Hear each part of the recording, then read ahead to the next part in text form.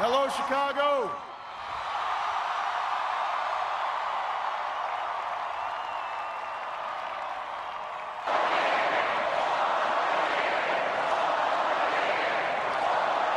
Thank you.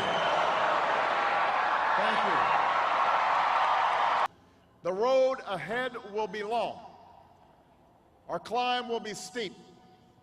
We may not get there in 1 year or even in one term. Tonight, in this election, you, the American people, reminded us that while our road has been hard, while our journey has been long, we have picked ourselves up. We have fought our way back. And we know in our hearts that for the United States of America, the best is yet to come.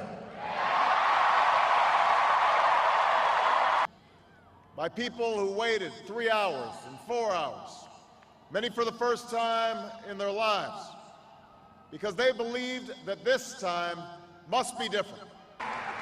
I want to thank every American who participated in this election.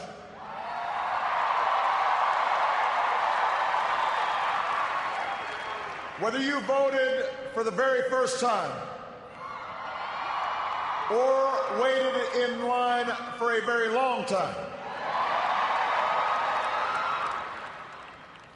By the way, we have to fix that. But America, I have never been more hopeful than I am tonight that we will get there. I promise you, we as a people will get there. And tonight, despite all the hardship we've been through, despite all the frustrations of Washington, I've never been more hopeful about our future. I have never been more hopeful about America. And I ask you to sustain that hope. A little bit earlier this evening, I received an extraordinarily gracious call from Senator McCain. I congratulate him. I congratulate Governor Palin for all that they've achieved. I just spoke with Governor Romney, and I congratulated him and Paul Ryan on a hard-fought campaign. Senator McCain fought long and hard in this campaign, and he's fought even longer and harder for the country that he loves. We may have battled fiercely, but it's only because we love this country deeply. He has endured sacrifices for America that most of us cannot begin to imagine. We are better off for the service rendered by this brave and selfless leader. From George to Lenore to their son Mitt, the Romney family has chosen to give back to America through public service. And that is a legacy that we honor and applaud tonight. And I look forward to working with them to renew this nation's promise in the months ahead.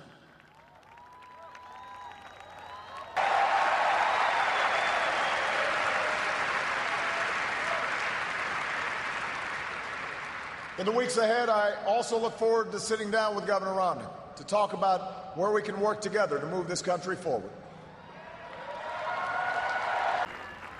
I want to thank my partner in this journey, a man who campaigned from his heart and spoke for the men and women he grew up with on the streets of Scranton and rode with on the train home to Delaware, the Vice President-elect of the United States, Joe Biden.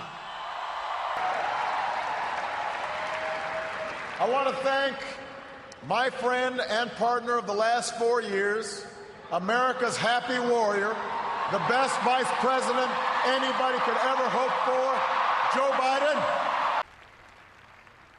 And I would not be standing here tonight without the unyielding support of my best friend for the last 16 years, the rock of our family, the love of my life, the nation's next First Lady, Michelle Obama. And I wouldn't be the man I am today without the woman who agreed to marry me 20 years ago.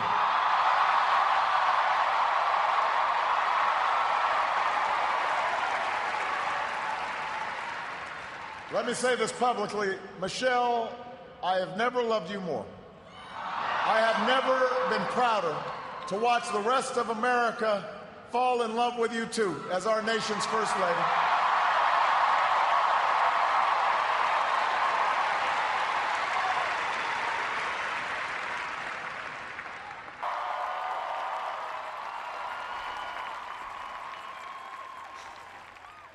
Sasha and Malia. Sasha and Malia. I love you both more than you can imagine.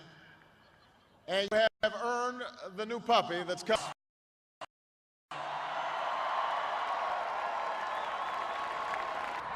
Before our very eyes, you're growing up to become two strong, smart, beautiful young women, just like your mom. And I'm so proud of you guys. But I will say that for now, one dog's probably enough. To the best campaign team ever assembled in the history of politics. To the best campaign team and volunteers in the history of politics.